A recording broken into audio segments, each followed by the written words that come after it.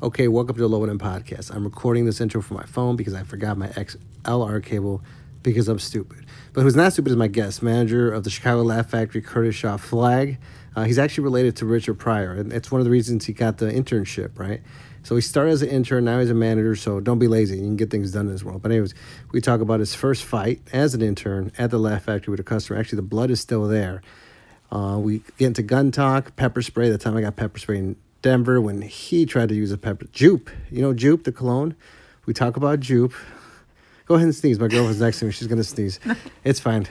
Actually, there's a porn star I used to know about buying puppies. And he tells the drunk TJ Miller story at the end. But yeah, check out the Laugh Factory. Check out I put in the links to his nonprofit, James Webb. You want to record a podcast, follow the Patreon. I got a new episode that's coming out this week. So, okay, IG, Lobo Den Podcast. Tell a friend, stickers, Lobo Den.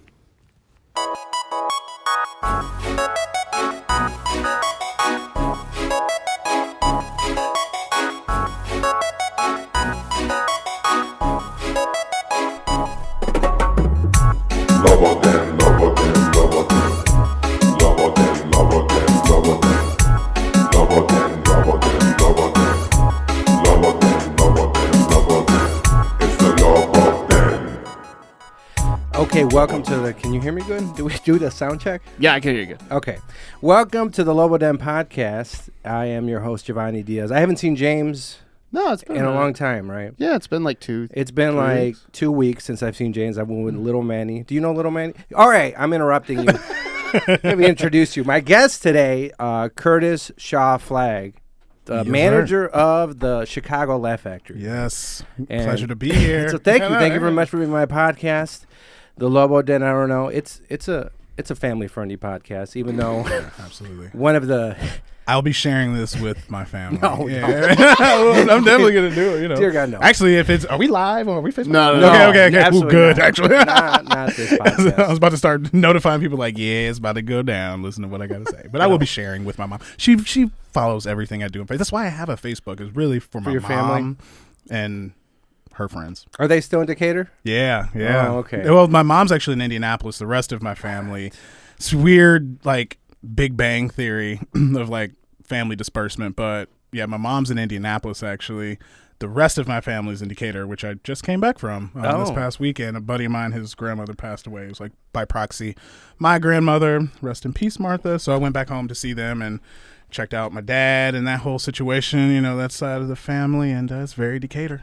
Your dad, so I was going to bring this up later, but I'll bring it up now. You're Richard Pryor's cousin? Oh, shit. Yeah. On my grandfather's side, so the Carter side, my grandfather's William Carter. Richard's grandmother, Marie Carter, very famously ran a brothel in Peoria, brothel, right? Illinois. Family actually ran out of town, moved to Decatur. They were out of Peoria, right? They got out of Peoria, yeah. For the pimping. And they really didn't even allow Richard back until he was like MS. And then he got the key to the city, which was like kind of their way to be like, my bad. Our bad. There's no one else here that we can like tout as like they're from here, you know what I'm saying? So it's like, here you go, bro. And he's like shaking and thank you very much. I've been telling these people this for years about Richard Pryor, and I don't know if it's the truth or not. He's part Puerto Rican? Yes. Oh, okay. All right. So because I looked it up one time and I was like, I know I heard this somewhere. Yeah. It kind of gets, so my grandfather actually was light skinned, like very light skinned. It was like Native American and Puerto Rican and black and kind of a lot of different things. Yeah. And that's kind of, I feel like, a little known thing because he had children with white women. So they were just like inherently mixed, but he was lighter skinned. You know what I mean? Okay. So yeah, that is, y'all can claim him. Were you joking when you said that basically Richard Pryor got you was the internship with Jerry Masada? So yeah, halfway because I came in hot. You know what I mean? I wrote a contract for an internship, which I still have. I just found it the other day. I was like, I'm going to increase your followers by like this many and your ticket sales will go up by this many by this time. And I was like, and if that happens, pay me this much. You know what I mean? It was for social media? It was for a social media internship. And, unpaid internship. Laminated and everything. And, slid it over to Jamie, like waiting for him to sign it. Like he was going to fucking sign it. And he looked at it, he read it. He's like, okay. He didn't know anything about social media that much at the time. And he's like, okay. And he kind of just moved it over and was like, so tell me about yourself. And that's really all he wanted to know. And so I get the going. And the moment Pryor left my fucking mouth. That was the He's only like, part. buddy, Buddy. It's always in your blood. It's in your blood, buddy. And I was like, okay, great. And so anytime I've committed a fireable offense, he will bring that back. Like Jamie was at the club the first time I fought a customer. And I broke my nose like in the fight. You said first time you fought a customer. Yeah. Okay. All right. Right. YOLO. All right. It's probably a fight for every year, maybe 2 fights for every year. But I'm in the bathroom, hold my head up and shit, and I look over and he's in the corner. I'm like, fuck. This was probably like 3 months in too. And he's like, oh no. And I was like, I'm so sorry. I was like, he was getting aggressive. I'm still an intern. Okay. Oh yeah. Like this is like, I can't even, can you get fired? I guess you can't get fired from being an intern. He's like, you're not paying me. But I look over, he's in the corner. I'm like, oh, I'm trying to explain myself. Like he was being aggressive with the server and I felt like I had to stop. He's like, no, it's in your blood. Richard was a fighter. Everything Richard has done. So I'm like, I got a lot of murder, just murder. That's what the only thing I can do is murder. And allegedly, I don't know if you've ever get free base, but yeah. I'm set yourself on fire. It's on the list. You know what I'm saying? That's it. There's been a very notorious like crack bag that was discovered at the club. I saw that. You crack can bag. Yeah, you can just say it's mine. Then. It's like on my bucket list, I guess. It's shit to do, but yeah, that's my lineage, and definitely didn't know it then, but was my destiny, I guess. What happened with you and that? You got a fight with the customer. You're an intern. This is the first fight. Was I was like 25, whatever. Okay. And Mike Young, he was a comic from Detroit, headliner. He would come in. He's got a market in Chicago, apparently. He had done 2 shows. Like he had done a show almost like a month, I think, up until that time. So this was his 3rd show because it was my 3rd month. And this one was like a big bang. Like this is when he officially sold out. But a huge crew came from Detroit to his show. It was like old friends, like from elementary school or some shit that he had that came out to this particular show. And there was like an issue with the drink, and they were getting kind of like loud with the server. And for the sake of the story, at that time, it was only 2 guys that worked at Laugh Factory. It was me and Joel, the bartender. And then Matt Shiramonte, who was a comic, he worked during the day. He was like day intern. I was like night intern. And that's how we met. And so I was up by the sound booth, like watching the show, and you can see the interaction from like the camera. They would always just have kind of like live feeding the show. And it was like, and so the guy kind of like, she walks away, he grabs her arm, and I don't know, just inherently in me, I ran downstairs from the sound booth to this, to the pit. And I take that back, it was 3 because we had a door guy. So the door guy at the time was not there. I don't know. I think he was off that night. And so I kind of came down and pretended to be security. Soren Choksey was also their comedian. Oh, yeah. Soren Choksey was there, and he was yelling at the guy to like leave. He's like, "You gotta go, you gotta go." And so I was like, "I'm the door guy. I'm security. You gotta go." And he's like, "Man," and I would never forget. David Drake and I used to wear bandanas, so I had a bandana. I know David. And I got yelled at. I got yelled at by Maggie Sargent, who was the GM at the time, because I used to wear Pink Floyd shirts and bandanas, and she's like, this is not a professional way to like represent yourself at the club. And I'm like, oh, my bad. I didn't know. I was really though. So I was like, I'm talking to the guy, and I'll never forget. He was like, man, fuck you and your little bitch ass bandana. And he like lifted it up, and I'm like, dude, fuck you, dude. You know what I mean? Yeah, that's a fireable offense right there. So anyway, we get him out, and I just tried to play it cool, and I was just like, you know what? Just talk to me outside.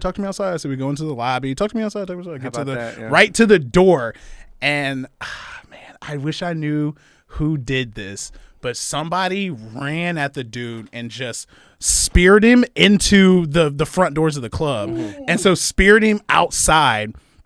And like disappeared. I don't even know where the fuck they went, because now he's on the ground, and like he speared him kind of into me. So we all 3 went out the door. And so now it's just him and I. God, I wish I knew who fucking speared him. Anyway, it's just him and I. So now we're throwing in the street, like of Broadway. Yeah, right. We're like in the middle of fucking Broadway, just like throwing punches. Like I'm hitting him, he's hitting me, just none but face shots. Both. Yeah. And it just random as fuck. A cab pulls up. And as we're in front of the cab, and they just like, the cab pulls up honking at us and shit. We're fucking throwing it. His girlfriend runs out, and they hop in the cab and leave. Like, we're fighting, and like she opens the cab door, we're fighting, and then she grabs him, he goes in the cab, I'm still trying to like get him, the cab like pulls off and shit. So epic, like movie type shit. And now I'm just in the road, it's just me, and I'm leaking, dude, like blood just all coming down. And a server, I guess I won't say her name, whatever, to protect the innocent.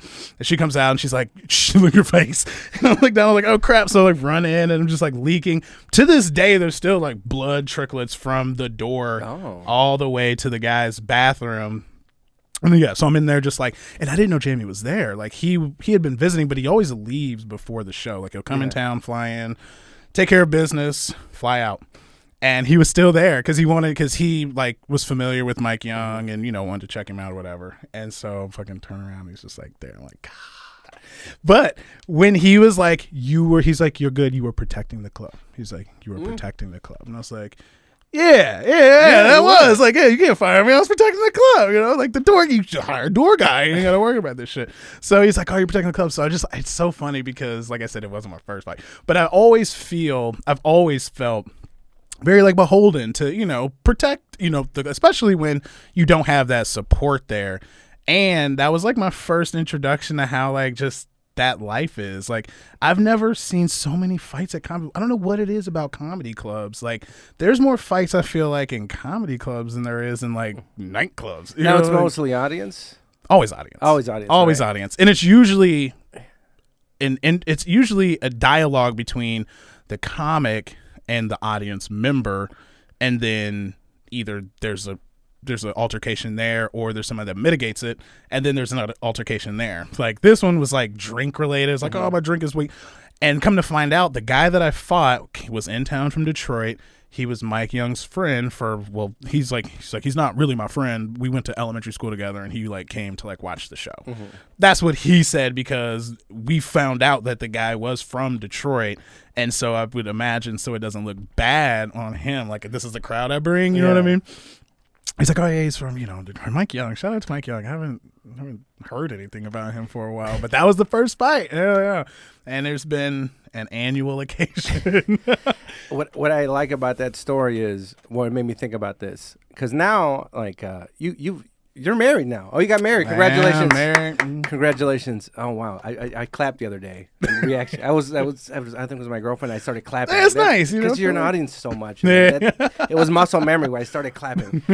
But I clapped at my own when we got married. I was like, yeah, for me, didn't think it would ever fucking happen. Like, come on. But the girl, you know, I don't know. I feel women, I don't know if they have more sense.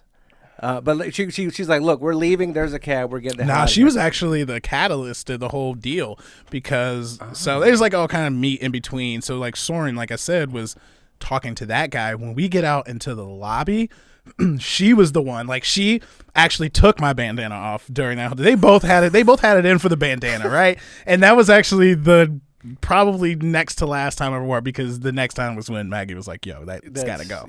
Yeah. And she was like, your bitch ass bandana. I'm like, oh, what the hell's going on with my bandana, yo? But she was like poking me and Soren in the face, like, fuck you. And then he was kind of chill, and then in comes somebody else who I don't remember, and just speared us just like all out of the door.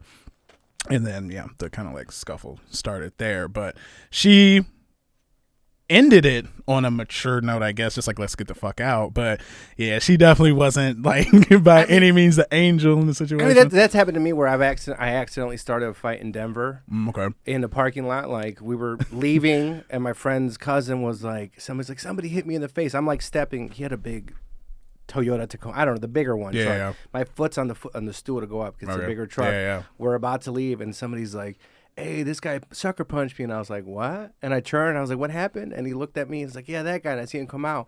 And then and I throw my hands up. It's like, what's up, motherfuckers? Yeah. They come here. Now they're walking towards me. And then I remember my aunt's behind me to her right. She used to be a chola from Los Angeles. Okay. So she's like, oh, so you were with your family. My family. Got my it. family. Okay. And That escalates, I feel like, the situation. I know. And I was drunk. And then she's walking, and she has a shoe in her hand, and she's like, this is L.A., bitches. And shit. And I was like, this is Denver. And then it all started to happen. Everybody's fighting. She's on the ground. She's pounding somebody. Somebody got knocked out. Damn. And then when I looked around, I was like, it's in those movies where like everything slows down in the battlefield. I was like, what did I do? So now it's like, let me try to fix this. I was like that girl. Let me try to stop. And then that's when I got pepper sprayed. Ooh. Went to a How does that... Like, it burns for half an hour, and there's nothing you can do about it. Man. Like, I walked to a Taco Bell, walked up to the drive-thru and be like, give me water. Yeah. Poured on make my up face. Nothing. Went somewhere else, maybe, I don't know, but there's not, like, there's just Damn. nothing. You just poured I kind water. of always, like... wanted to get pepper had spray pepper just spray. to know. All Do right, you let's do really? it right After Spray it in the this you got I Patreon, that'll be for the Patreon. I'll get pepper spray for like well, the gel $50 doesn't disperse. Yeah, You can, I've walked into rooms that have been pepper sprayed like shortly after it, like cops have dispersed something, and it gets in your lungs. You're like, Yeah. But I never felt the like stinging, and I think that's what. So my wife's dad, I don't even think she knows this. So my wife's dad bought her and her sisters like these little pink pepper spray things, right? yeah. I bought And she never put it on her keychain or anything. Never. And Women never it's do. moved from one apartment to the next. And so now we just moved into a house like a week and a half ago. And I'm moving the shit out of the dresser, and I see it, and I'm like, fuck this shit. I'm gonna go see. I'm gonna like squirt it like a little bit, just to like put it on my finger. And I'm like, well, I can't do it in here because like, well, if it goes off and I got her and the puppy. So I go to the, we lived in the condo building, and it's like a little garbage thing that you shoot, that goes down into the thing. Yeah, It's like, we're on like the 6th floor. Yep. So I like open the chute and I'm like, I put my finger in like a little bitch, and I like think it's like open. I'm like squeezing. I'm like, what the fuck? Like it's not going. So I'm like trying to look at it. I'm like, oh, maybe it's like a cap or something. Then it fell, and I was like, Wait, like whatever. But it just fell into the garbage yeah, it just chute? fell down the thing. But I was trying so hard. I was like, I'm just gonna, just a little tap, and see how it feels on the finger. But I never got to. But now your wife doesn't have pepper spray. That Nah, she now we never don't have carried anything. anyways. Yeah. And I've been, I don't know, just say all this shit. I've been pleading my case for a gun, like because we should have a gun in our home. You know what I mean? Like, there's somebody who like broke into the club once, and she's like, "Well, call this guy that we know that has a gun." I'm like, "Fuck that!" What? Like, why am I calling people that have guns? Like, no. To protect ourselves, like, what are we gonna do? If somebody breaks into our home, like, call them, like, hey, come 20 minutes away. Hold on a second, we got somebody with a gun coming. Like, the fuck out of here. So I've been really pushing for this, and it needs to happen. And I've had there's a lot of people on our side, family and friends. So I think I'm getting there. I'm one of them. Yeah. Thank you. Get a fucking gun. Yes, why not? I know Bill Burr had this conversation. I don't know if he got the gun. He had the conversation with his wife. Okay. I forgot her name. Mia. Mia. Mia. I remember he was at conversation. Beautiful Mia. I was black like, woman. what are we getting? Yeah. Oh, they have a kid now. I never thought they were going to. They have 2 kids now? She's pregnant again, I Oh, think. yeah. All the more reason to have. Yep. Yes. Yeah. So that's the thing, man. Like the other day, like I think yesterday, right? I was at my girlfriend's house, and then she heard a noise, and then it was just a dog though. But then he was like, shoot the dog. It's like if you had the pepper spray, you would have just been like, ow. there was a bird. But if we get to the bird, like I went and whatever. I was like, I had my, I have a gun, I have concealed carry, I have, my Ford. I gotta update something on that. I think I'm a felon. You do YOLO, but somehow like rap lyrics can be used now in court cases. They're gonna pull this podcast. You see, it's like, oh, you guys, you listen to me, cool. Allegedly, officer. But I go out there with my flashlight because I don't know. I think it's my dad. I'm one of those. Now I'm tactical, so I have just flash. Yeah. I know it is, and it has this thing to it too. All right. It's like flash SOS. Yeah. Yeah. Actually, I use this for the bird. But anyways, I go out. I grab my Glock 43, the smaller one. There's a 43X. These are good. If you need help on guns, I can give you advice. I'm a pistol. Hand rifles, I don't know, but pistols I know a lot about. So then I go into the room. I check. I clear. I'm over here like Tom Clancy. I go to the bathroom, and there was that moment. Now, when you are clearing the space, because I watch a lot of cop shows, and I notice disparity in how they handle their firearm whenever they're clearing the same. And I feel like there is a right way to do it. Yeah, there is. And a wrong way. And you see so much that they hold it like out in front of them, and then you see the ones that are like right It's here, usually like here. up Yeah, like It's real usually close here. to the chest. It's usually here, and it's dropped a little bit. I Yeah. forgot, it's like rest ready or something like that. Yeah. So it's rest ready. You're checking. So here. that's the yeah, proper way and to then do you it. go up, especially and when you're going around corners. like if you look at at the poster, this always for like gun people, you will see things that'll bother us. Like if you look at the poster for Beverly Hills Cop 1, he's a cop, and he has a 1911, and Eddie Murphy's finger is right on the trigger. No shit. And if look, let me show you something. Excellent comic, terrible cop. It's fine, you know. It's Eddie Murphy, right? Yeah. It's Eddie Murphy. Look, right on the trigger. And the worst thing, at least, okay, so one thing about that pistol, looks like a 1911, something in that range. Okay. Maybe not, or maybe it's the Browning stuff. So at least the it's not like cocked. It's not cocked, because how the 1911 works is it's always cocked. It's called, I forgot how they call it. It's I forgot.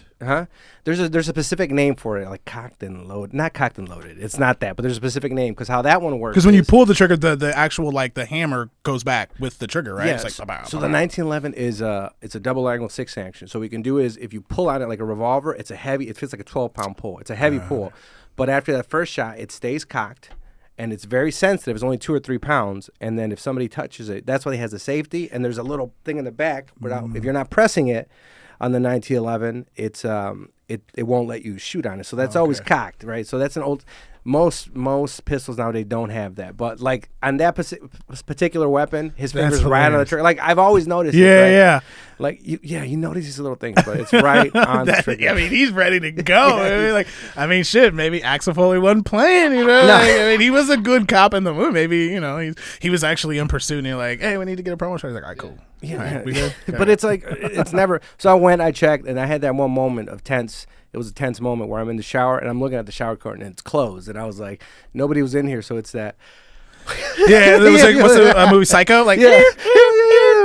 But it was nobody, and I go back, and she was like, "Was anybody there?" She was like, "No, it was just Nova, the dog." And then I saw the dog came in and out, but she was like, "Go check," and I was like, so I was like, "Let me grab a pistol." You know what's interesting too is like moving into this new place. It's like hours, right?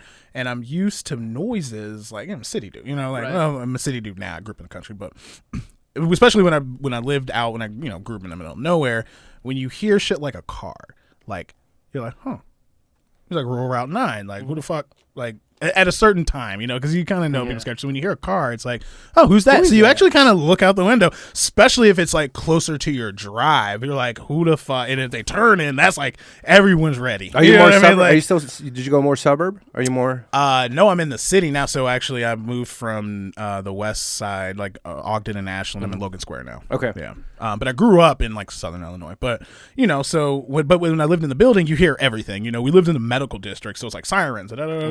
Now it's a little more quiet, so you pay attention to like the off shit. And our puppy's like a year and a half, and she's just now getting accustomed to just seeing people just doing their thing every day. She's like, hey, what are you doing?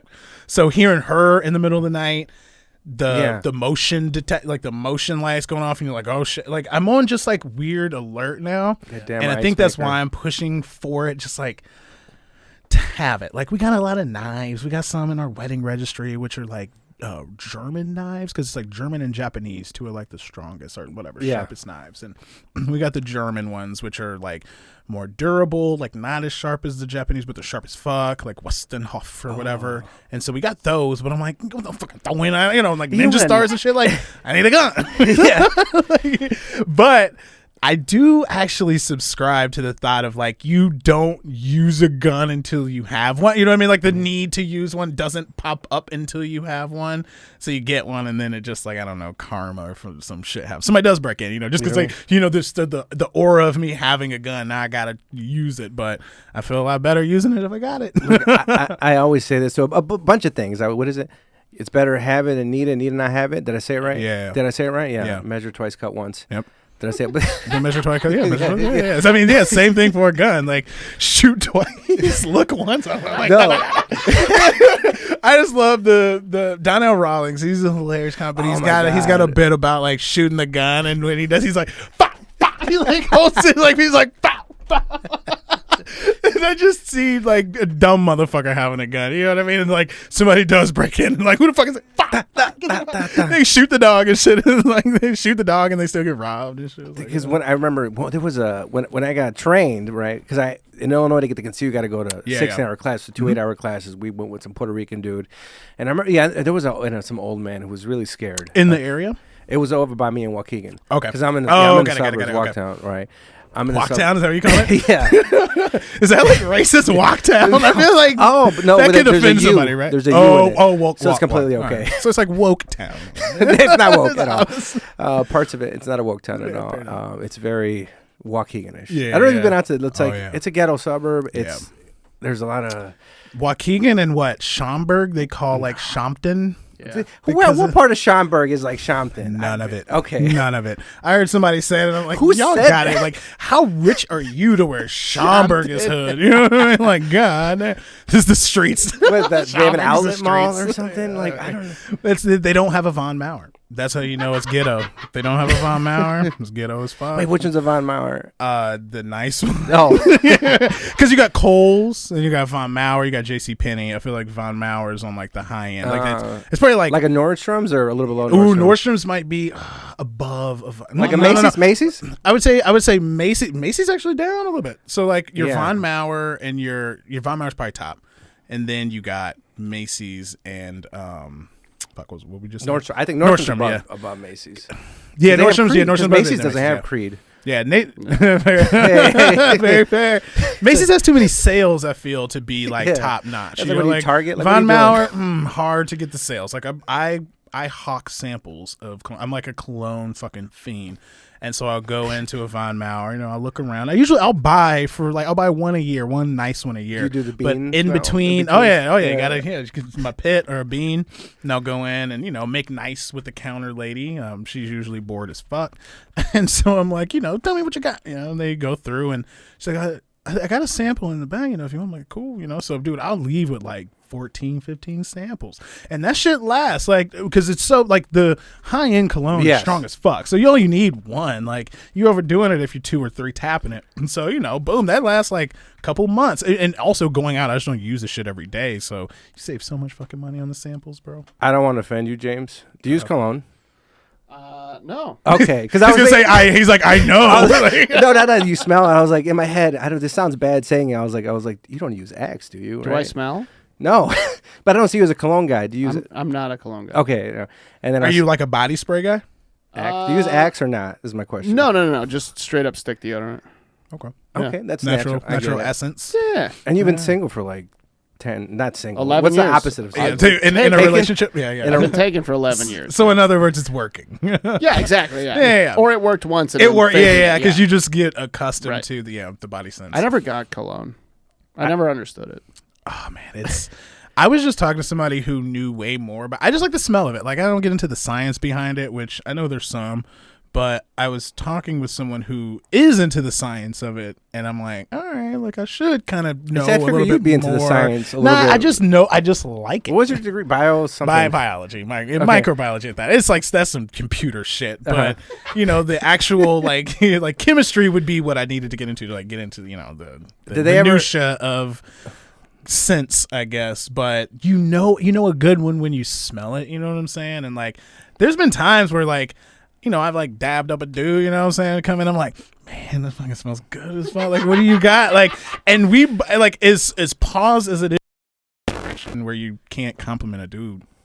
When I do ask, it's like, oh shit, this is whatever. But I'll never forget Joop was the first cologne that I ever fell in love with, and my uncle was a cologne guy, and he kind of looked up to him. He was like, the first person I knew to own a business, and very entrepreneurial minded, and so everything he did, I moved like him. And he had this bottle of Joop, and I took it. I took it to like as my own, and it was his favorite. And so he was like, "Motherfucker, let me tell you." He's like, "Ask when you use my shit." You took some of it, or you just took the whole bottle? I just moved it from the bathroom into like the bedroom because like I was using it, and then I just was like, "Well, I'm gonna probably use this every day when I go to school now because this is the move." And I was in junior high, and I thought it was gonna be kind of the ladies' fucking what do you call it? something number 9. Oh yeah. You know, like the the love potion number 9. And he's like, ask before you use the shit. And he got mad. I was like, ooh, so this must be special. He mad as I'm using it. But I found a bottle 2 years ago at a Walgreens, like in their discount, because I'm always because Walgreens actually has the good shit like heavily discounted because whatever reason they get it and people don't buy it, so they just keep marking it down. So I got a bottle, took it to the club. I was like, it's gonna be my little club Joop, I was like, I'll spritz it up when I get there. And I swear to God, Brian Wildcat Smith came in and was like, you wearing Joop, bro? I'm like, yeah, man. He's like, the fuck is wrong with you, man? That shit is like, the fuck? Like, he's like, where do you find that bottle? Like, excavating, like an archaeological dig? I'm like, no. And so it became this whole thing. I was like, what the fuck are you still wearing Joop for? And I'm like, it's nostalgia, man. Like, but apparently it's whack to wear now. Like, I'm like, how is that possible? When I was younger, we were going to the clubs in my early 20s when I was a quote unquote MySpace douchebag. For a few years. I was. All my friends had the same button up. What was your MySpace page song? Hadaway. This is love. This is Baby Don't Hurt Me No More. Okay. Ooh, yeah.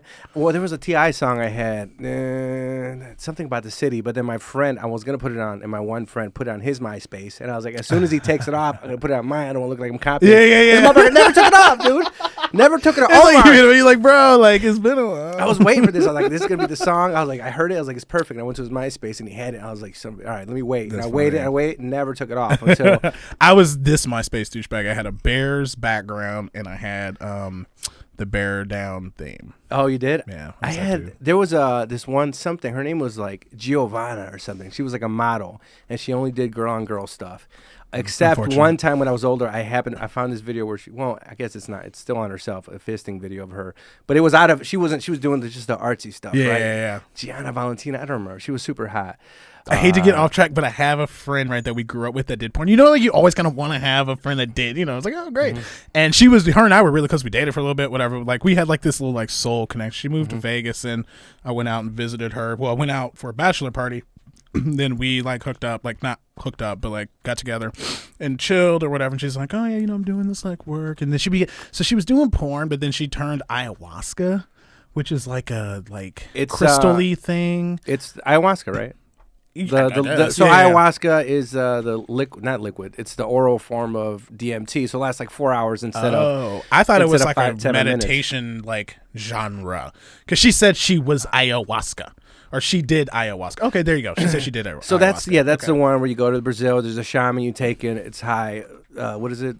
Not delusions. Whatever. Yeah. Visions. Whatever. She super was doing intense. that shit. Up, change your life. You come back and change your like the guy from on it. Yes. Joe Rogan came back and changed his name after doing ayahuasca. Yes. So she does these like whatever spiritual adventures, and I'm like, oh, so you're like out the game, and. I always kind of wanted to know because her name's I can't say it. She's got a very porn-like name and as a real name, and so I used to always search it and I was like, man, she's got to be somewhere on here, right? And I was off by like a little bit, so like I ended up finding her, and she only did girl on girl. Oh, okay. And she also was like advertising these. They were rocking chairs, like exercise. It was an exercise chair that was a dildo. So it was like you can like fuck and work out. Smart as fuck. Great idea. But that was like the only videos that she had. She only did girl and girl. And she did this weird video. She's going to know who she is now. Know what I'm saying? So it was the girl and girl. It was the rocking chair with the like dildo that came up. And these weird kind of rape like it was like a dude was trying to fuck and she was just like no but like slowly just like as saying no like she would take something off no and then it would just like and at the end like it wouldn't show any like fucking but basically she was like ass naked and like now the dude is like about to get something cuts off or whatever. Maybe that was just like the porn hover. Maybe if I like paid for it I got to see whatever but it was a long ass video of just like no and those are the only things I used to be kind of like damn like wish I like I want to see it all the way like does that make me something that's not good? Did you see after you saw her in porn? Well, it wasn't like it was girl on girl. You don't see. Isn't it weird how we don't like we're sitting there like it's girl on girl like it's nothing like it's like most girls are like yeah. It's looking hot. And a lot of guys too. But yeah, it's just something like I want to see you get fucked. Come on. Yeah. But I am not getting the CPS job. You know what I mean? I don't know. Yeah. Well, But I mean, I'm not gonna say I've masturbated people I know on Instagram. it's like, yeah. But I did. You know what? Like my girl, I told her like now, like look, before we met, I jagged off to your Instagram, and I said we're now. Or Is your that Facebook. game? Like, I never thought about it. I was like, that's I told kind her of game. after. Yeah, I told her. I told her afterwards. It was before. It's like, it's not like before we went on a date, and I was like, I feel like if you did say it before and she said that's game. Like, oh, I was like, man, I'm jagging off to your pictures right now. I'll give you a like on the one on this old one right here. Right here, you hear that? I know she was probably like, which one, right? Yeah. And they had to come up, yeah. No, yeah, because I was going through Facebook. I was like, that one, and I was like, and that one. Like, holy shit, how many times? Like, actually, one of her TikToks, because I TikTok now. I started the TikTok finally. But who talked me into it? Somebody did. Yeah. Usually people. Someone like, all that shit's inevitable. But yeah, because I had one, I deleted it. You know what I mean? I got one. I'm not talking. Ticking. I'm not ticking. Ticking and but I I have one, and I usually just look up Laugh Factory just to see how we're doing on there, you know, because somebody else is running that shit. I'm like, okay, cool. One of these days, I'll do one before it's all said and done. You're gonna do it. You don't TikTok. Do you TikTok? No. No. You ain't talking, bro? I'm old as fuck, bro. No. Yeah, well, that makes We're the sense. same age. I got No, I know, yeah. I'm It's like I'm older than 35. you. I am pretty positive I'm the oldest one in here. How old are you? 35. How old are you? 35. 36. Who's the oldest one right here? Damn, 36. young years old. looking. Like, you. man, you. How old do you are think I was, Curtis? Late 20s. Thanks. Yeah, Thanks for that. I was gonna give you like early 30s. Yeah. Late 20s, early 30s. People never think I'm 36. Like, Damn. Yeah. Damn. Okay, so bow down to you. Oh, motherfucker. He's old, motherfucker. It's like, I forgot I was listening to. It's like age shaming is just so funny because like can't do shit about it. You know what I mean? It's Yeah, like, like- sorry, like my parents fucked in '85. Like, ugh. what are you gonna do? Well, the other day I was with my girlfriend. Her son had he didn't know I was 36, right? And he was Yeah. like, "How old are you?" And he was like 36. I was like, "Wait, mom, how old are you?" She was 20. She just turned 30. And he's like, "She's like, that's wrong. Like you can't, you can't be, You gotta explain it's not you pedophilia. can't be with my mom." And I was like, we had to explain like, no, it's okay for me at this age for me to be with your mom. Hey, you know, in one it's like, you know, protective, which is Yeah, you know, you yeah, can get absolutely. another. It's like kind of wild explanation. It's like, so in certain states the consent is, you know, you get into like the fucking deep shit. It's like, now if you're in Iowa and she's 14, then like you could do it. But like if y'all happen to like be driving a car and she's giving you head and you go into like Ohio, like that is now illegal. But like, it's only 5 years, so I didn't know. There's like certain rules in Illinois where for certain ages the consent age is 17, and I had no idea. In Illinois. And I found out when I was getting a haircut, and one of the Puerto Ricans who was getting a haircut after was telling how he just beat up some dude because some dude took his daughter who was 17 to a hotel room, and I think, and then he went, found her, and beat her, and you know, and I think they kind of gave him the slamp wrist. So this face tattoo Puerto Rican dude was, and I was like, and I looked it up, and like there's certain rules and age stuff, but I was still grossed out by it a little bit. I mean, in any event, she would have to have been like damn near 50 for, you know, him to not have been like, you took my daughter. It's like, we've been married, we have 5 kids. How else do you think we made these kids, right? Like as a dad, you know, like 17 is like probably 12 in their head. Do you want to have kids? Yeah, I do. You ready? Yeah. Are you ready? Yeah. All right. I didn't think that I'd have a biological clock. You know what I mean? Dude. Like I'm about to have it. It's like it has nothing to do with me. Like I am merely a spectator in this, that like I donated like $5 to the GoFundMe of a baby. You know what I mean? Like that's about it. And so yeah, like now that I do think now that we've moved into a house and we've been married for long enough to kind of look back and be like, okay, I don't think we're gonna get a divorce. Like we've made it past like all of like Kim Kardashian's like early marriages. That's like a litmus test for me. And usually what she does, and I'm like, fuck, like it's gonna end for her. You know, I was like, oh, maybe she found her soulmate. It's possible for me. I'm not saying I'm Kim Kardashian by any means, but like now, Are like, you Kanye? yeah, I would. Yeah, I'd like to see. I'd like to think that I'm definitely more the Kanye than the Kim. But yeah, I think now just kind of feeling older, a little more settled in. The puppy's like a test Test kid. test kid. Like hasn't died yet, hasn't had any real injuries or significant sickness. We feed it and care for it in a way that I feel like we would do for a child. What kind of dog do you have? Maple butter? Maple Butters is a Cavapoo, so a King Charles Cavalier and Poodle. Yeah. There's a lot going on there. Yeah. But it's on the sounds more cute. spaniel side. So Oh. like only see, yeah, so that Cavapoo, she's So childish. more like that. Is that Maple? Look at you. So more, yeah, that's basically Maple right there. Yeah, she's definitely more on the spaniel side. I mean, you know that I definitely have her like on my phone. But so King Charles Cavalier are like more of a spaniel. There you go. Yeah, King Charles Cavalier. So you see that like long My neighbor has that. nose. She's got that very pronounced. Like if you see a side profile, there you go. Like kind of like These that. cute It ass goes out. It's dogs. like a Snoopy. Like Snoopy wears like the droopy ears and then the kind of like schnauz comes out. Yeah, that's her. She's more of that, but with like poodle fur. Oh, okay. Yeah. And then hypoallergenic, domestic terrorist, like all of the above. Like she just like she fucks shit up, dude. She fucks shit up, but I love her. She's so cute, and she chewed my. When the All-Star game was in Chicago, I got miracle tickets to the Jordan birthday party. So it's like Jordan birthday party in Chicago, All-Star game. You could have killed me after that, and I'd have been like, I've lived a life. So I bought these Jordan All-Star game 34s, new, just off. I've never spent this much on shoes in fucking my life, and I'm not really that. I became a shoe guy after this actually, because I was like, man, these are comfortable, you know. And so I had these dope ass fucking J's. She chewed them to fucking hell. That was like her first, like the first thing she did, like when we got her, like, and you know, you try to put shit up, and I didn't even think about the shoes, and she was chewing them like right next to me, and I wasn't even paying attention. I'm like.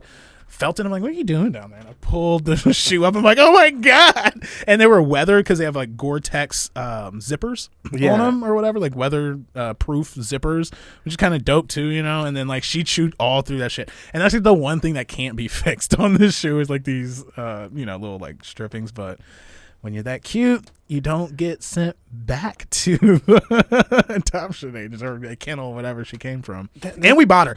I'm not ashamed to say this. You know, I'm going on all these. Oh fucking yeah, you tangents. can't. You can't buy dogs anymore. I'm taking over the Lobo den for my fucking soapbox. This is bullshit, right? So, Rescue this. pandemic hits, and like obviously enough, a lot of people were like, let's get a puppy to get us through this, right? So we start going through the foster process, through the adoption process, and this shit is like a fucking like a vanity contest. Like they're like, what do you got? Like, like, do you think our home is going to be worse than what you got that dog from? You know what I mean? Like, who is adopting dogs to fight them? Like, they end up getting to you because they've been like, Michael Vick's house, you know what I'm saying? Yeah, like abused or fucking fighting, or you just saw them. Kentucky's like the worst place for people to take care of their dogs. Like, all the rescues come from Kentucky, all of them. Like, they find them on roads. I guess it's just kind of like. I forgot where the Olympics was that one time, and there was just like so many stray dogs. It was like a whole thing that they were talking about, but that's how Kentucky is. Like, we would just let their dogs out and roam and then forget about them. Yeah. Like, oh, whatever. It's like, hopefully he's got a new family in Illinois. But the whole process is bullshit. And, you know, we're a loving home, and like they're kind of like pitting you against like other owners. Like, oh, well, do you have a kid? It's like, no. They're like, this dog needs a house with a kid. It's like, what are you talking about? So like that whole thing of just like, and you meet the dog and you form like an emotional attachment to him, and then it's just like, nope, you're not good enough. It's like, well, fuck you. So going through this over and over and over and over and over again. Oh, dude, we were going pissed. Like we lived in a condo building, which is like whatever, and they're like, oh, you don't have a house? I'm like, we live in Chicago. Like, we're like, who's just housing it up in Chicago? You know, like we all live with other people. You know, Oprah. Yeah, it's like a village. You know, it takes a village to raise a puppy. But you know, you just kept getting these like. I'll never forget. We're at One Tail at a Time, and we're in there to see. We had an appointment to see this particular puppy, but there's like other puppies in the room, and there was like another couple that were looking at the same one, and they're like, oh yeah, you know, like, oh, we live in River North. And then she's looking at us, she's like, oh, where do you live? And we're like, oh, we live in West Town. And they're like, oh, we live on like the 3rd floor, we have a walk up. And they're like, oh, like, what do you have? And I'm like, hold up, like, are you fucking comparing like our lives right now? And I had it in me to just be like, we have a kid. Like, we got a kid, we got 2, like, oh, we got to pick him up, let's hurry up, just to get through it. But there's such a stigma when you like read about kennels and like, you know, breeders. And we went out to Cary, Illinois. It was like a 2-hour drive. It's called B&C Kennels, and they were great. Maple Butters was the only one that was left of her litter. And so we pull up and she's just like, you know, it's like the only one like, hey, take me. And it was perfect. And the people were great and educated us on everything that we needed. She was like all shotted up. She had to get like one more. She was like right at the age to be able to be adopted. Like, cause you had to spend a certain amount of time with like the mom to be like nurtured and shit. Yeah. And so she was like right at that cusp.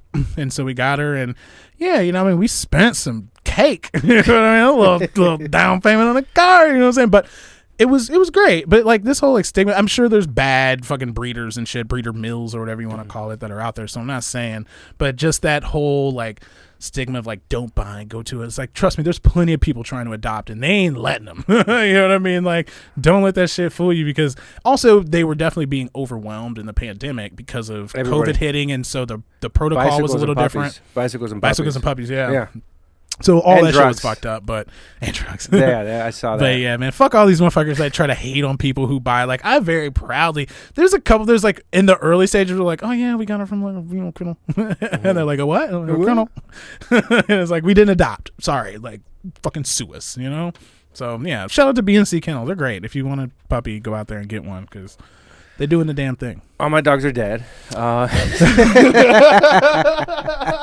All the reason to go to B&C Kennel, like, they last at least a year and a half. I can tell you that much. Like, she's going strong. My dogs are dead, but I want to get another place so I can get a dog, right? Because right now it's like I want to get a dog again, because it's been like I'm not. I can do you do not it want to have an apartment or like in your like a smaller? I'm assuming also that you have a small living situation, but you said you wanted to get a different place. So I have a place, but I have a roommate with. I want to get a bigger place, kind of on my own, maybe like a house or something. He's a realtor, so he can help me out, look for something. Cool. And I have another place I think I've never seen, actually. I have a property I own, a rental with him, that I've never seen, to be honest with you. Damn, you doing it like that? But it's like some house I got in Waukegan for like $40,000 or something like that. Okay. So it's not, I'm like, and I've never seen it.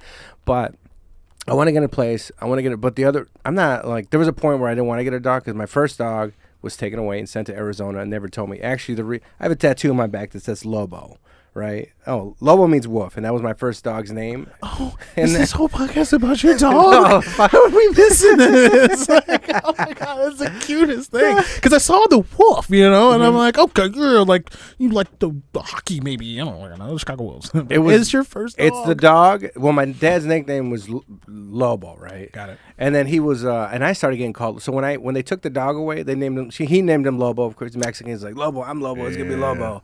But he bit some people. He was a Rottweiler, right? Okay. So he bit a few people. Somebody went to the hospital. Some people went to the hospital. They sent him to Arizona. All right. And the worst thing was like I never knew what happened to the dog. And that really messed with me for a while. And then out of spite, my parents hated tattoos, so I was like, I'm gonna go get a tattoo today when I'm 18, and I got this dumb little tattoo that says Lobo because it was really small, and I wanted it bigger. Like when I went in there, I was like, give me the Sublime one. Yeah, Lobo. And then I came out, they're like, we had some disagreements on price. I was like, whatever, just give me the little one. Just give me the little one. And I have this little Lobo on my back. Right, and then that was my first. And the other dog got ran over when I was at a funeral. I actually had a dog that got ran over. Harrison, named him after Harrison Ford. Loved The Fugitive. Was a little. I've had a lot of spaniels, and I thought I was super young, and I thought. Because I used to see, we used to live out like with more rural shit, Yeah, so I just opened the door for Harrison to go use the bathroom, basically. And like we didn't have a fenced in like anything, so we just ran out, pow, got hit, and I was like, "What the fuck? Like that's not supposed to happen." Did you see it? Yeah. Oh, wow. So that shit, I'm sorry for laughing at you, but no, I'm sorry. Just when you said, it, I was like, got triggered. I know how, because like he would open the door. He was a lab, right? Oh no, that's not the one who died. Charlie died, right? Charlie died. He was a lab. I thought my friend had puppies, and he gave me a lab, and it was a little black one. And he started getting bigger and bigger and muscular. And I was like, it was a lab pit mix. Oh, right? Okay. Oh, nice. But I didn't. I was like, because I had my friend babysitting my dog sitting once, and he was over there. He's like, Giovanni, I don't think he's a Labrador. He's like, look at this dude. And I looked at him. I was like, oh, yeah, you don't really see all those mouths. He's like, he's locking in really hard. I can't get it. Yeah, and when you would open the door, he'd shoot, yeah. dart down the block, and then come back, but dart immediately. Like he would jump from here to here, and I was like, oh, Labs. And I realized Labs didn't have that type of, Oh, I don't okay. know, that type of muscle, like right? athleticism to be able to do something like that. Yeah, and then Who are the ones that jump into the water like mad far? Remember that was like a doggy Olympics, and they'd like go down the little plank and they jump into the water, and that's how it's like long jump for are dogs. those the ones for hunting? Yeah, retrievers. Retrievers is one they got mad. I always thought they were labs, but retrievers are the ones that are like super smart, super like, yeah, like the tiger of the Dog world. Tiger Woods. well, no, they're because they're Tiger canines. They're Oh, kind God, canines. Tiger. I'm a Oh, golf never guy. mind, It kind of okay. hurts a little bit, Tiger. How's his condition? Is he doing okay? He's doing good. He's not getting charged. Him and Bruce Springsteen definitely are above the law. I got the alerts back to back. Bruce Was he Springsteen will drinking not be again? charged in drunk driving, and then Tiger Woods won't face charges after sheriff says car crash wasn't accident. Did you see the sheriff that was talking? He looked so sad. And I Oh, would have been. He was like. Remember the he was last almost time crying. Tiger got into a car? So, you know what I'm saying? His life kind of went upside down. It completely. Who had a. Oh shit! Patrice had that bit on. He's like yeah. I flipped my car over. You flipped your car like that? Yeah. Damn. It was a truck. It was a semi truck, not a semi truck. It was a 1979 Chevy Silverado pickup Okay. truck, and I went to pick up my mom, and I was supposed to go in the back. My mom's like, country style, Decatur style. I don't know if that's how you guys drove, Yeah. but I was gonna be in the back of the pickup truck, and then my mom's like, go in the back. I usually went, and I was like, I don't want to.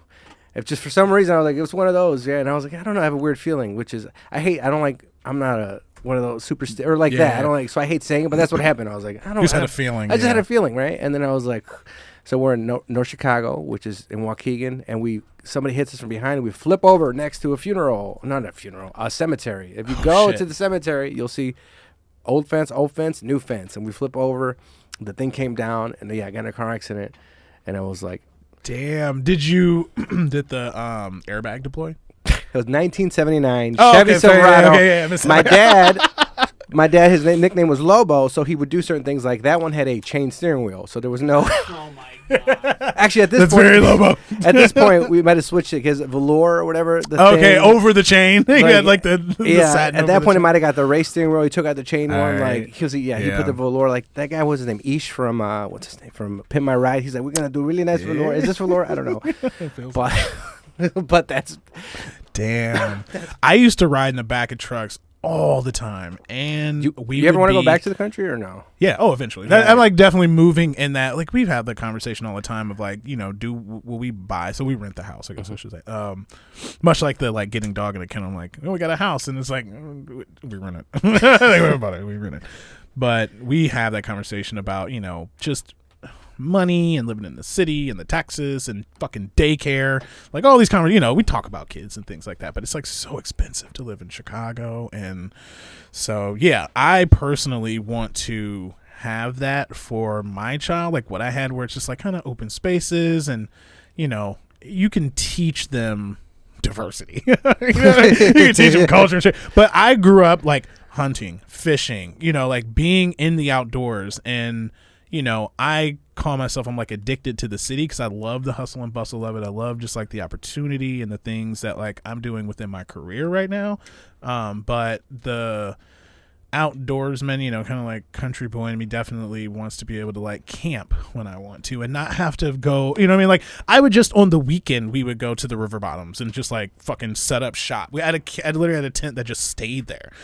We just go out, bring some cans and, just like weekends or week in and week out. We're just fucking out there. And I definitely want my child to be able to do those things more like organically and not have to like make it a thing, but yeah, I like Chicago, and I like this.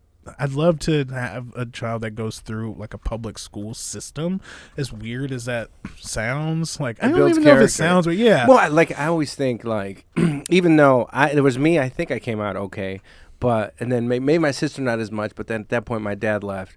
But I was like, going back, it's like, man, like going through those schools, it built Yeah. character. But the thing is, like, you think about it, it's like, all right, you don't want to give your kid too much privilege, and then they're either I don't know, soft or a sociopath or something. It's like it's just. But also, they just kind of like fall in line with like what they were already gonna be. You know, like you're always a product of influence. You're a product of your environment. So the things that you see around you, you adapt to, and that kind of builds who you are and what you want to be. You know what I mean? And I think for me, because my parents got a divorce when I was like young, so my dad was like out of my life for a significant. I was probably like. I was in elementary school. Okay, like all right, yeah. Kinda, it's a little hazy, but so he's kind of in and out, just bebopping in and out as he feels. But my mom raised me, single parent, household. But my grandfather had a very pivotal role in my life, and he's a World War II vet, and he's the whole Richard Pryor thing, so like the comedy and like all that was just like something like I would be able to like bond with him off of all of that. And then like when my dad did come around, he wanted to show me kind of the things. He was from Brownsville, Tennessee, and so like he was very adamant on teaching me fishing and like all of the kind of like things he considered like manly man things. So he basically popped in to give me like man lessons, you know what I mean? So that was like how we bonded. And then my grandfather also kind of subscribed to the same way of like life and thinking. So I would go fishing with my grandfather, my dad sometimes, and Poe Red, which was my grandfather's war buddy from World War II. And then my dad, kind of vice versa, he would like take me out with like some of his old buddies that he actually grew up with that just happened to serve in Nam with him. And like, so all, and like they all wanted me to serve. I wouldn't say my grandfather did, but my dad definitely did. Or go into ag and like something like that, and I wanted to go to college. I was like the only ones like really wanted to go to college. I really just want to get the fuck out of Decatur and Argentina. Like I wanted to beat it out of there. Like I could have went to U of I and all these places, but I wanted to just like get away from Illinois, and I went to Indiana. It was like no different.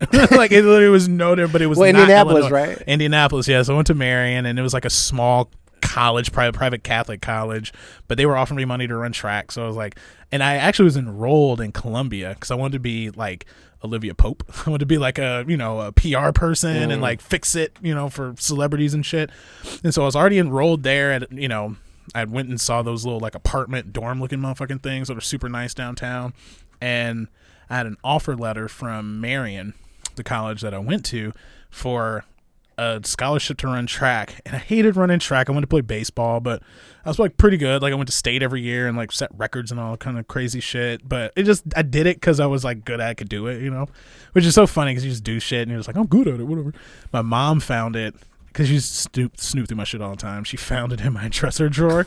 And she's like, what the fuck is this? I'm like, don't want to run track. And she's like, they're going to fucking pay for you to do this shit? And you're just like, you're going to blow it away? She's like, I'm not paying. I can't fucking pay for this. And I'm like, I don't want to run track. And so I did it. I went to Marion in Indianapolis and kind of thought I was getting away from Illinois, but it If you had to all right, you had to live somewhere the rest of your life, Decatur and Indianapolis, what would you choose?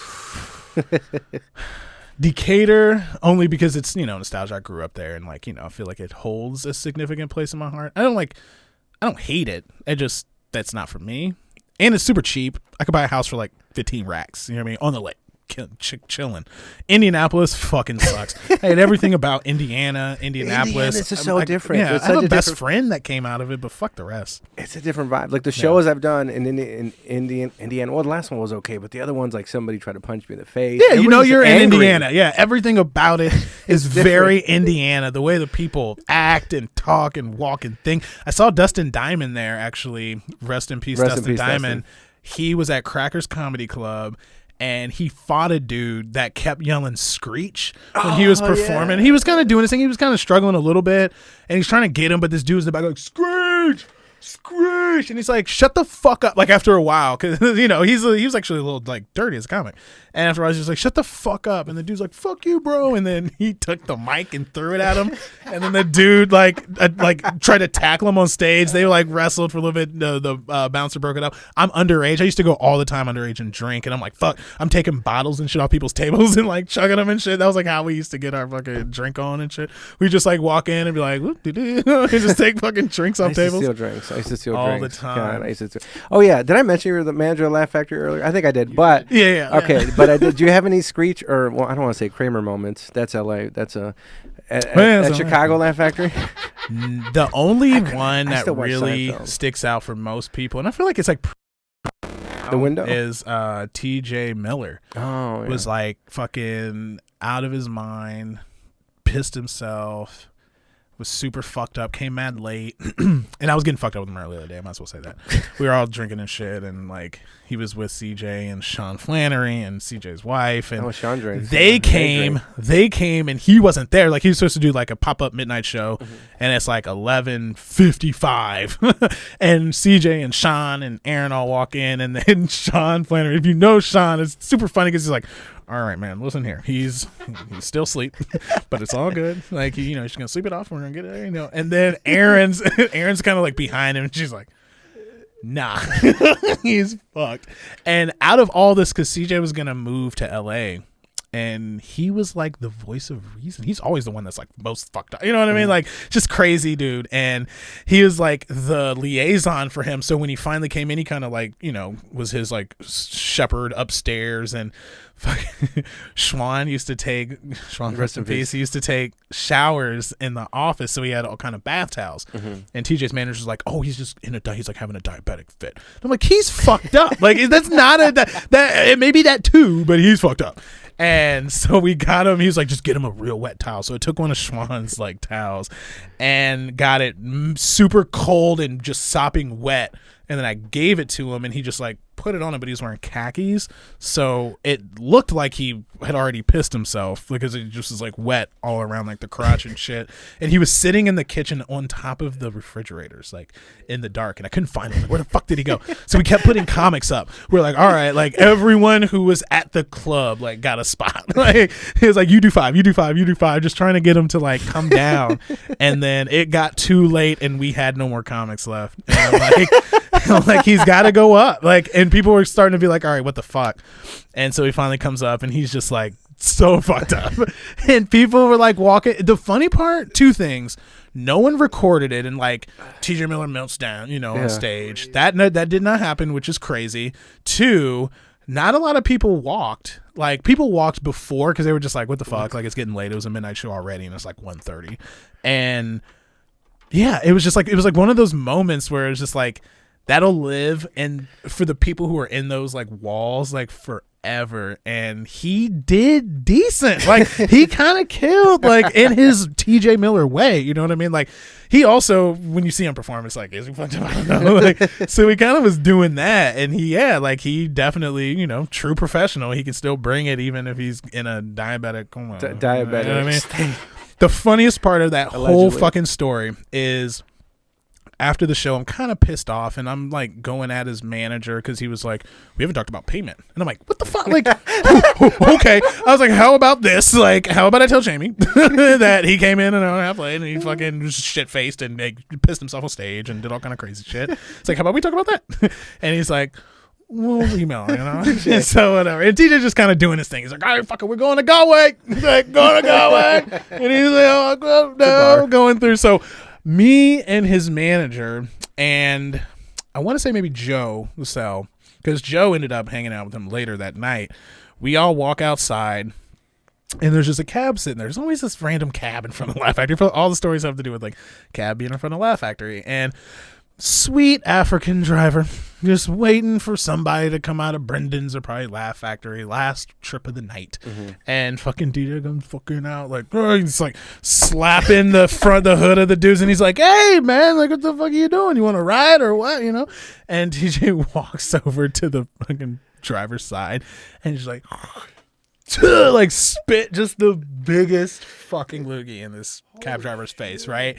And the cab's just like, what the fuck? And he hits the gas, but like TJ's like on the still like front part of the side view mirror, and so when the dude gasses it, it hit the side view mirror hits TJ like in the hip, and he's like and he starts doing these spins, right? And he's just spinning like in the middle of the road all the way down Broadway, and then his manager's running behind him like, hey, you know, like, and just the visual of that, like, that's like what I remember the most of like that night, was that like kind of little sequence, and then him just like la da da da da, like just spinning in the road, because it's super late. It's like almost like 3 a.m. at this point, and then his manager's kind of behind him, which is kind of like a little small guy, and he's like, hey, get right here. Like, and He's just spinning down the fucking road. But they kicked it hard after that, apparently. And I kind of wish that I would have been there for that. But I was already just so exhausted from just the like, oh God, we're going to have to cancel the show because he's not here. And then he shows up and he's super fucked. I'm like, can I even put him? That was the first time running a club for sure that I had that dealing with like talent, and it was like kind of like, okay, like what do I do? Like, do I let this go and just like fucking put them up? They bought tickets and this is what they bought tickets for, I guess. And so I just like trusted my better judgment, put as many people up as I could to try to get him down a little bit. And then when it got to a point to where like I couldn't do it anymore, literally there was no more comics. There was one guy that he did a podcast with, I can't think of his name now, Rich something, I think. And to this day, it always pisses me off because they did a podcast earlier that day. So a lot of people there knew him from the podcast. Like they're fans of TJ. And I was like, hey, go up and like do stuff. He's like, man, I don't know. You may want to ask TJ. I'm like, I can't fucking ask him. He is blackout. Do you want me to trust his judgment on whether you should or should? He's like, I just don't feel comfortable going up because it's a show. And I'm like, I need you to go up because I need him to like come down. So like you're doing it as a favor actually for him. And he never went up. And that's always kind of pissed me off. I'm like, dude, what the fuck? Like it's really for him because we want to get him, juices flowing, you know what I mean? So yeah, that was the Kramer. He yelled the N-word. He didn't yell the N-word, but 5 minutes, but maybe next time. World Star, do you have any plugs? Laugh Factory, man, we're coming back March 5th. We're doing a show for healthcare workers. If you're a healthcare worker out there, use the promo code HEALTH, all lowercase. And if you're not, I guess, if you want to be a bitch and just like use the free fucking ticket and pretend. Cheap fuck. Yeah, you better be like dating a nurse or some shit. I don't know. Bring a nurse with you. So we're starting, March 5th with a show for the healthcare workers. And then, we're going to be back doing shows in a limited capacity. Just kind of get the ball rolling again. And then we're going to do some big shit. We just want to bring comedy back, put some comics on stage, provide some laughs in a safe, socially distant manner. We are doing all the same safety shit that we did previously with the plexi and the separation of the seats and the staff having masks and face shield and no service at the bar, all that shit. laughfactory.com, Chicago Club for tickets. I do work for a nonprofit as well. Yay. We do education and you probably wouldn't know from listening to this, but we build home libraries for the South and West Side, or really anyone who needs it. Community organizations, schools, open-books.org. If you want to donate books, if you want to donate your time or donate money to literacy in Chicago, you go to open-books.org. You can find out more about that. And then follow me on social media because I'm going to be putting some stuff up about my puppy. Like if you like puppies, like a lot of puppy content going to be coming out pretty soon once we get settled in and she gets a full backyard when the ice and snow melts. Curtis Shaw Flagg. I'm Curtis Shaw Flagg on it. James, you want to plug yourself, please? If you want to follow me, I don't know why you would, but I'm at Aclysm on Instagram, ACLYSM. Everything that I've ever done in my life is on my link tree, linktr.ee/Aclysm,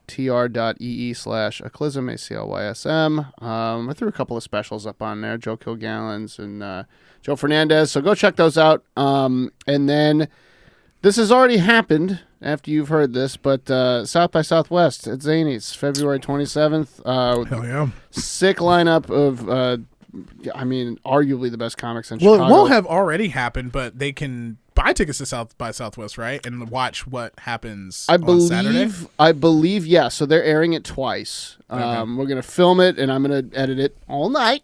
And then I'm going to submit it the next day. It's going to be the hardest day ever. But it will be worth watching because it's, again, like lineup's five fire. of the best Sperry, comics. M. Brown, Calvin, Lobo, Corey Corey Bell, Bell, and Matty Ryan. Yep. So, people who've been everywhere already. It's huge for Chicago. But yeah, so check that out. Huge. I believe we also own the video after it's over, so I might throw it up elsewhere too. Ooh. We'll see. Hell yeah. But yeah, South by Southwest at Zany's, February 27th. And then People of Comedy Network at People of Comedy Network on Instagram. YouTube.com/People of Comedy, Twitch.tv/People of Comedy, Facebook.com/People of Comedy. Find us, watch our shit. Yeah, and I have Lobo Den Podcast. I have a TikTok now at the Lobo Den or something. Follow the Patreon. I'm going to try to get my girlfriend here to talk about for a solo den for the Patreon about the butt plug and high speed chase and things like that. Gotta get in here. Hopefully, I work things out. Thing, and then support, like it. And I have a yeast infection. All right, Lobo Den. Lobo Den, Lobo Den, Lobo Den. Lobo Den, Lobo Den, Lobo Den. Lobo Den, Lobo Den, Lobo Den. Lobo Den, Lobo Den, Lobo Den. It's the Lobo Den. Lobo Den. Lobo Den. Lobo Den. It's the Lobo Den. Lobo Den. Lobo Den. Lobo Den. It's the Lobo